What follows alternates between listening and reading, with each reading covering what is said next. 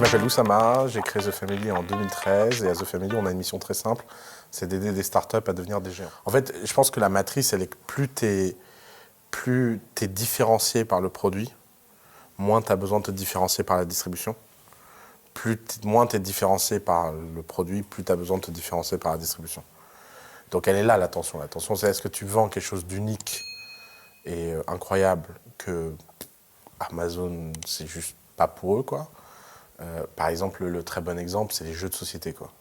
C'est un très bon exemple de Amazon Only. Tu fais des jeux de société en 2019. Je sais pas où tu veux aller. Tu vas faire ton propre Shopify, ta propre boutique, ta logistique, ta machin. Enfin, ça a juste aucun sens, en fait. Pourquoi? Parce que tu te différencies par quelque chose qui est les règles du jeu, le look and feel. Qu'est-ce que tu veux qu'Amazon aille faire ça? Ils vont pas ouvrir un studio avec des mecs créatifs, machin. Par contre, tu vends des chaussettes, alors là, bon courage pour aller les vendre sur Amazon, quoi. Et c'est là où, en fait, est la tension, quoi. C'est que plus ton produit est standard, et plus tu as besoin de créer tes propres canaux de distribution. Bah, pour être honnête, j'en pense plutôt du bien jusqu'à ce que ça devienne une indigestion. C'est toujours la même chose, hein.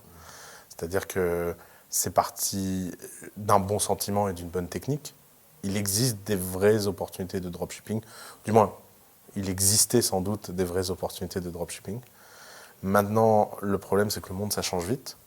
Et que les gens qui ont tendance à vendre ce genre de choses vendent des choses qui n'existent plus depuis 2-3 ans, en fait. Et d'être vraiment à la pointe du dropshipping, c'est devenu un métier, en fait. C'est ni un truc d'amateur, la barrière à l'entrée est devenue trop haute, c'est plus...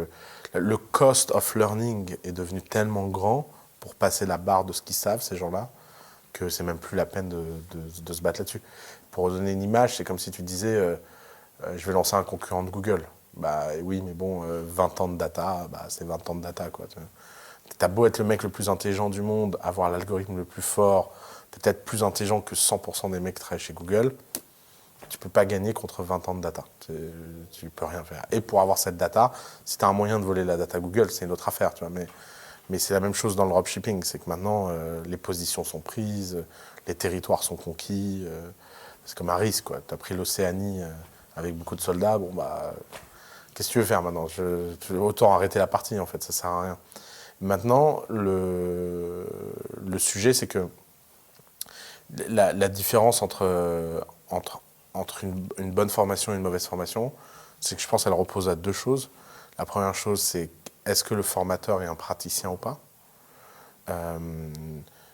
Par exemple, moi je me sens très très à l'aise de donner des conseils start-up pour deux raisons. Non pas parce que j'ai fait des start-up, ça a assez peu de valeur en fait. Souvent les gens disent oui, tu as été entrepreneur. Ben, non, j'étais un mauvais entrepreneur. Donc si j'étais un mauvais entrepreneur, pourquoi donner des conseils? Non, c'est parce que The Family est une entreprise. Et The Family, c'est une entreprise en croissance qui gagne de l'argent et dont la valo croît pratiquement aussi vite que la valo de nos startups. Et pas simplement sur la base des parts qu'on a dans nos startups, mais aussi dans les BFF et dans les business qu'on crée à côté de The Family. Et c'est parce qu'on montre à nos entrepreneurs que sur le côté, à côté de leur donner du conseil, à côté de notre cœur business, The Family, on arrive à faire de l'argent en ligne, on arrive à faire de l'argent en événementiel, on arrive à faire de l'argent en conseil, on arrive à faire de l'argent en finance. Ça montre qu'on est skin in the game et qu'on sait de quoi on parle en 2019. Pas qu'en 1998, je faisais du dropshipping sur Yahoo et que résultat, je suis un ouf parce que j'étais au bon endroit au bon moment. Non, c'est un bon formateur, c'est quelqu'un qui est dans un processus continu. Et donc ça, c'est très important. Or, la plupart des formations sont faites par des formateurs qui ont des belles gueules, mais bon, après, il n'y a pas grand-chose derrière.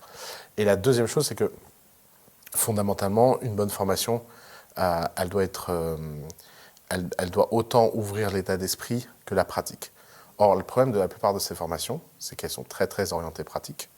Et le problème, c'est que la pratique sans l'état d'esprit, c'est un peu comme si tu prends des techniques de nutrition, mais tu ne changes pas de mode de vie. Si tu manges vegan la semaine et que tu prends de la drogue le week-end, bon, l'impact sur ton espérance de vie de ton véganisme est sans doute nul, en fait. Et c'est ce genre de dissonance cognitive, elles sont super importantes parce que quand tu achètes une formation, quand tu consommes une formation, Tu dois à la fois nourrir ton muscle, ta pratique, mais tu dois surtout nourrir ton état d'esprit. Parce que l'état d'esprit a plus d'impact sur le muscle que l'inverse. Et c'est le grand manquement de la plupart des formations Devenir riche en 30 minutes. C'est que devenir riche sans avoir de la chance, ça prend du temps. Alors, il y a toujours des gens qui ont de la chance. Hein. Je sais pas, les gens qui ont acheté des bitcoins à 1 centime, bon, ça va. C'est comme ça. Mais c'est pas une stratégie d'avoir de la chance. Dans ce cas-là, pourquoi on n'achète pas tous des tickets de loto toute la journée, quoi, tu vois? Parce qu'il y a des mecs qui ont gagné au loto 100 millions. Hein.